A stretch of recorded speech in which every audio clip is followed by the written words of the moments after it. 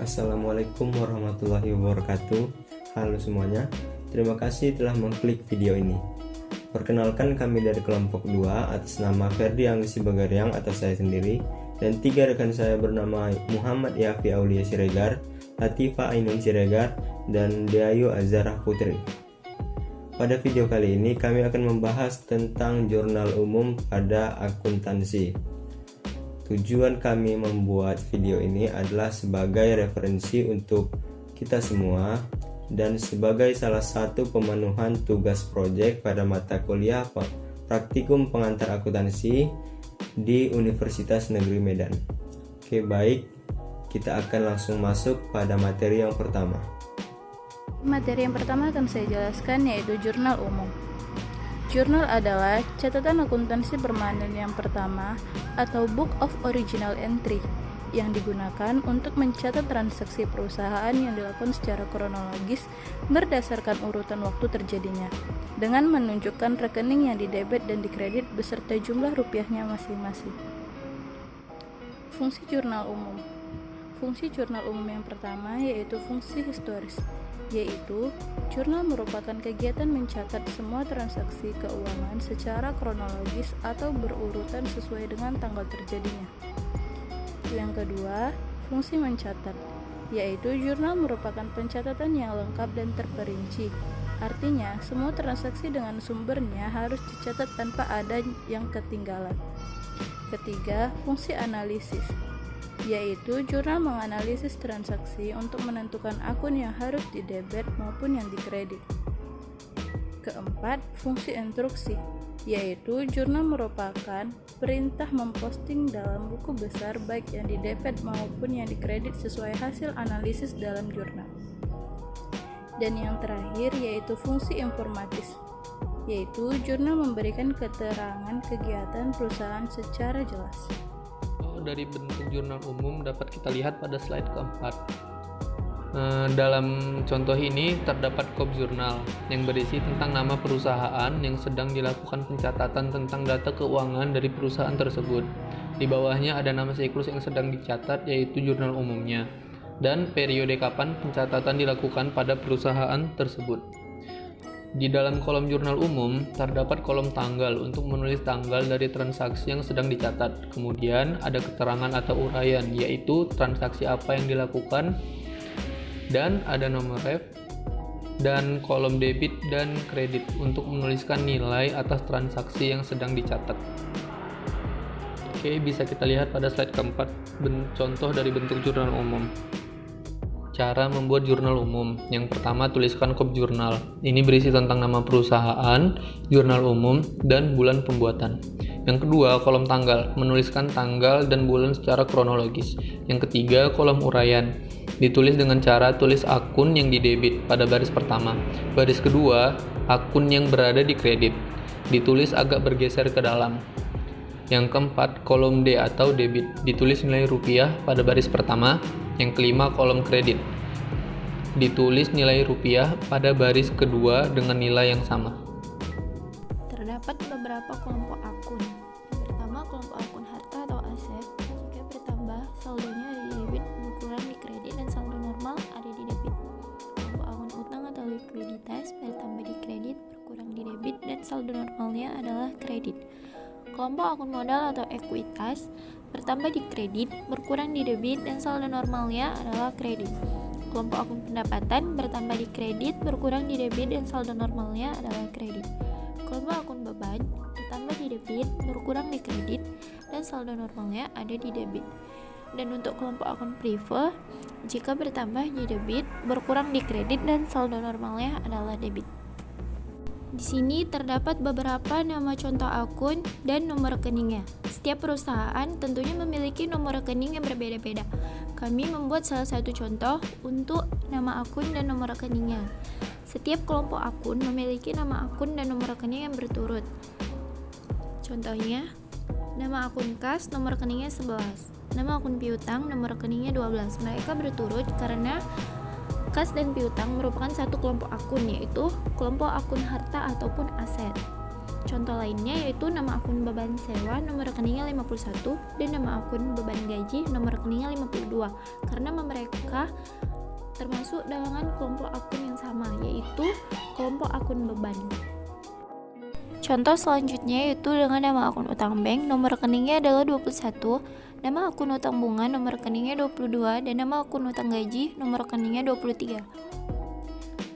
Untuk contoh yang selanjutnya, nama akun modal nomor rekeningnya 31, nama akun private nomor rekeningnya 32. Sedangkan untuk nama akun pendapatan jasa nomor rekeningnya 41.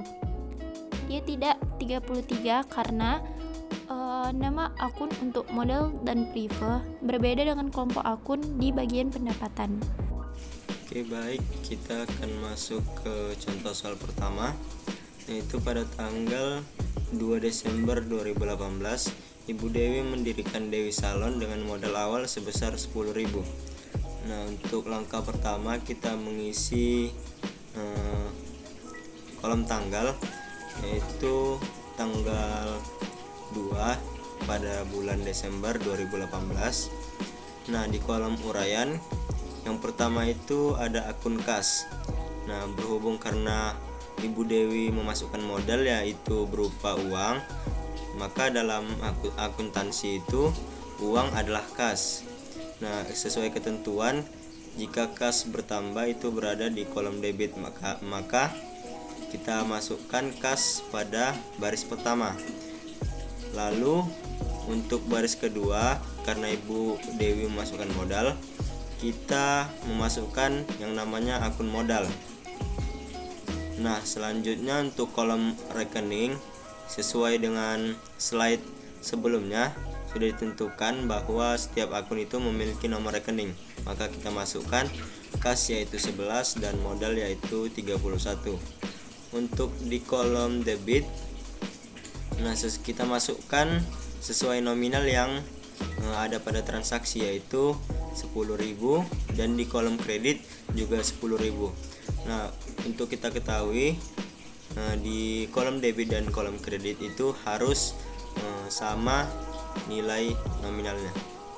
Nah, kita akan masuk ke soal yang kedua, yaitu pada tanggal 3 Desember 2018 Ibu Dewi membayar sewa ruko sebesar 150.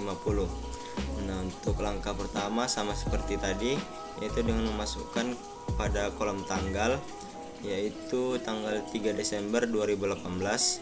Nah, pada kolom uraian untuk nama akun pertama, karena Ibu Dewi membayar sewa, maka nama akunnya itu adalah beban sewa.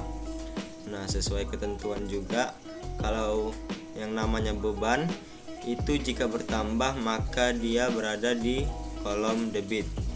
Nah, untuk baris selanjutnya, nama akun selanjutnya, yaitu karena ibu membayar sewa dan itu membayar menggunakan uang atau kas, maka kita buat di baris kedua yaitu kas. Karena kas jika berkurang maka ada di kolom kredit. Nah, untuk nomor rekening sama seperti tadi. Untuk beban sewa yaitu 51 dan untuk kas sama seperti tadi yaitu 11. Nah, untuk kolom debit dan kredit kita masukkan nominal sesuai transaksi yang ada. Untuk soal yang ketiga atau transaksi ketiga, yaitu pada tanggal 4 Desember 2018 Ibu Dewi membeli peralatan salon sebesar 1.000. Nah, sama seperti tadi, kita isi dulu kolom tanggalnya, yaitu tanggal 4 Desember 2018. Untuk kolom uraian atau nama akun, kita buat karena ibu membeli peralatan, maka kita membuat yang namanya akun peralatan. Nah, karena peralatan itu merupakan aktiva atau harta, jika bertambah maka dia ada di kolom debit.